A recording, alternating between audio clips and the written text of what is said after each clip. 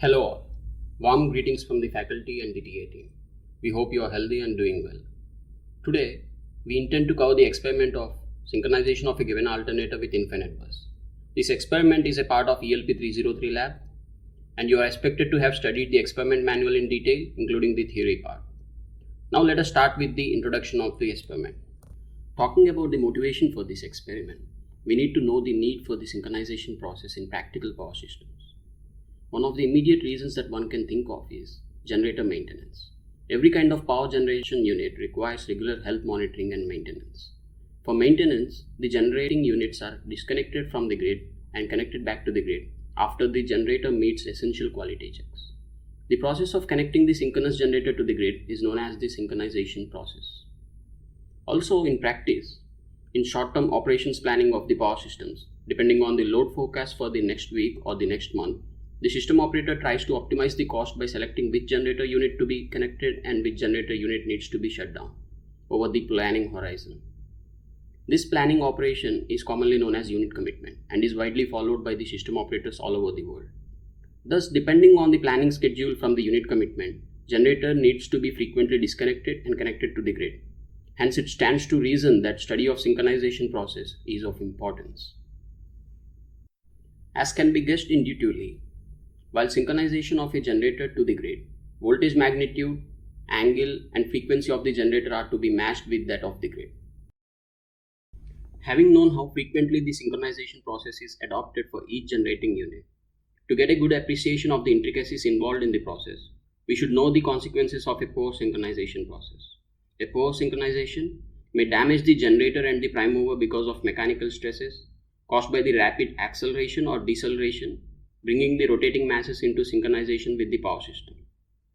Poor synchronization may damage the generator and step-up transformer windings, which are caused by the high currents. Poor synchronization may cause disturbances to the power system, such as power oscillations and voltage deviations from nominal. Poor synchronization may prevent the generator from staying online and picking up load when protective relay elements interpret the condition as an abnormal condition and trip the generator. Acknowledging these consequences of poor synchronization, in the standards C50.12 and C50.13 drafted by Electric Machinery Committee of IEEE Power Engineering Society, safe and acceptable deviations in the voltage angle, voltage magnitude and frequency are mentioned. These standards are widely followed in the industry, either with manual synchronization panels or automated synchronization panels. To gain more understanding of the practical relevance and the state-of-art implementation details of the synchronization process, students are directed to the following references. Objectives of the experiment are to perform procedural synchronization of a given alternator with the infinite bus, to see the effect of speed controller of prime mover on the real power sharing, to see the effect of excitation on the reactive power sharing. Equipment required are a synchronous machine coupled to a DC shunt motor, DC and AC ammeters and voltmeters, either digital or analog, 2 single-phase wattmeters or a power clamp meter, synchronization panel with lamps, digital tachometer and rheostats for field windings around 575 ohms with 1.2 amperes rated current. This is the circuit diagram we need to implement in the lab. Please note that in the lab, we may not need a 3-phase autotransformer. Also, for the sake of tidiness and clarity of presentation, we have used the digital meters for measuring current, voltage and power. The left part of the circuit diagram in the connection pattern is of the DC shunt motor. This DC motor acts as a prime mover to the synchronous generator. The DC motor is started using a 3-point starter, with the field rheostat kept at the minimum position. As the DC motor and the synchronous machine's shaft are mechanically coupled, and with the field winding excited by the DC supply, the synchronous machine acts as a generator. As can be seen, we will connect the synchronous generator terminals to the grid using a triple pole single throw switch.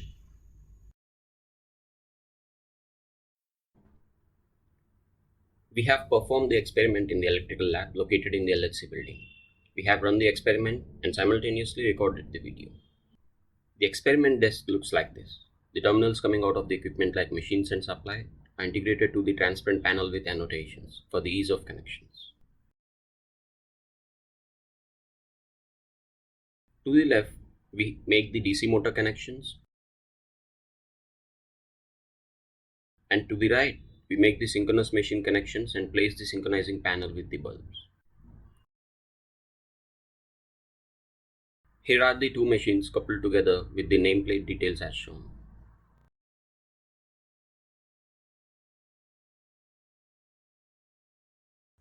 This is the main rectifier supplying the variable DC voltage to each table. Each table has an MCB for AC supply and for DC supply as well, combined with power on switches for both the supplies. Make sure that the connections are correct and are tight. Also use appropriate length of wires to keep the experiment table tidy.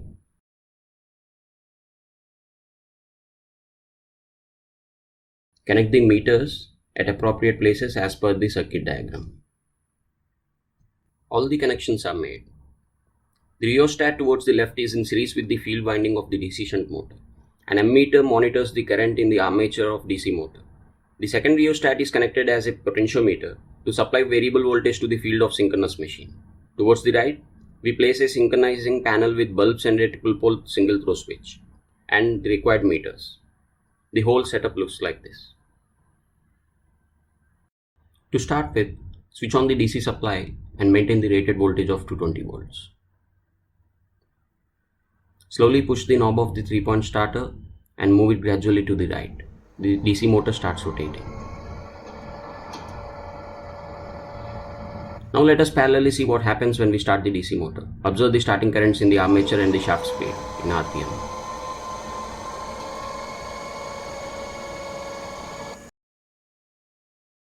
We then increase the resistance in the DC motor field circuit to increase the speed of the motor. As seen, the speed increases gradually and we bring it near to the rated speed of 1500 RPM.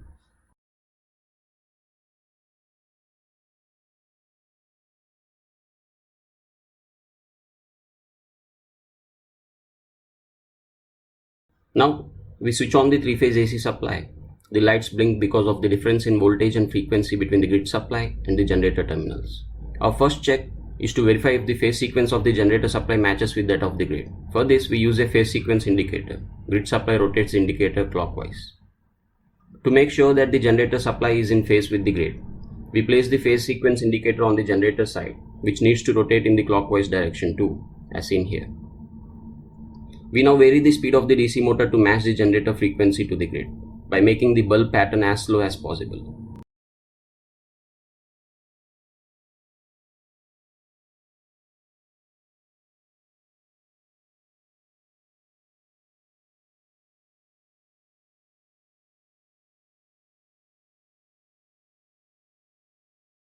Let us now see how and why this pattern occurs. Suppose the balanced system of voltage phases corresponding to the grid are as shown with the capital subscripts, and the system of voltage phases at the terminals of incoming generator be as shown, shaded in violet color. The perfect synchronized position of both the systems of voltages looks like this. But because of some slip frequency, there will be a time varying phase angle difference between the phases. We connect a bulb between the phase A of the two systems and connect bulbs in a crisscross manner between the other two phases. This is how the bulbs are connected in the experiment carried out. And when the position of phasors at some point of time looks like this, observe that the voltage across each of the bulbs is varied, reflecting in some pattern of bright and dark. At a position of perfect synchronism, as can be seen, two bulbs are equally bright and one bulb is dark. This pattern is easy for visual identification of the exact moment of synchronization, at which we close the switch. Hence, the method is known as 2 bright 1 dark method. We now increase the DC voltage supplied to the field of the synchronous machine, which increases the terminal voltage. We make sure that the line-to-line voltages on either side of the synchronizing panel are same.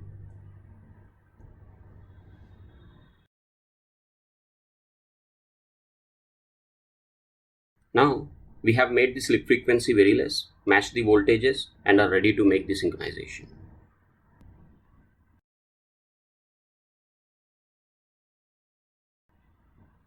We now patiently wait for the 1 dark, 2 bright moment and close the switch. Once the synchronization is made, the frequency and voltages are maintained same as the grid. Always keep an eye on the DC motor armature current. It should not cross the rated current.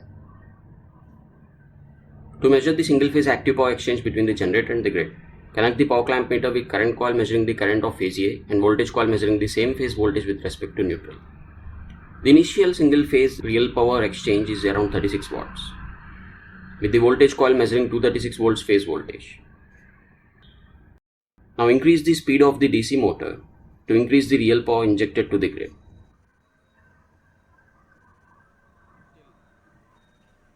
As seen, the single phase real power can be increased. To measure the reactive power exchange, we connect the current coil to the phase A and voltage coil between the other two phases. If the reading is multiplied with √3, we get 3-phase reactive power.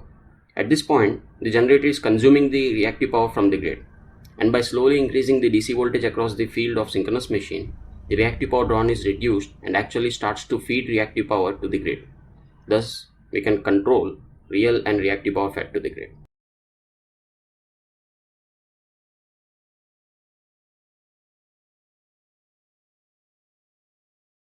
Now disconnect the generator from the grid.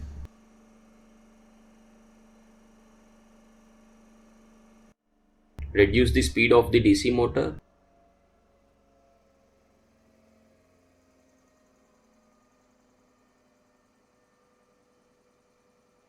Switch off the power supplies on the table before touching any wires.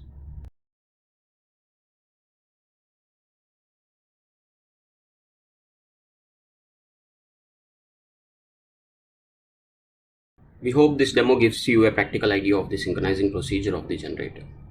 Have a good day.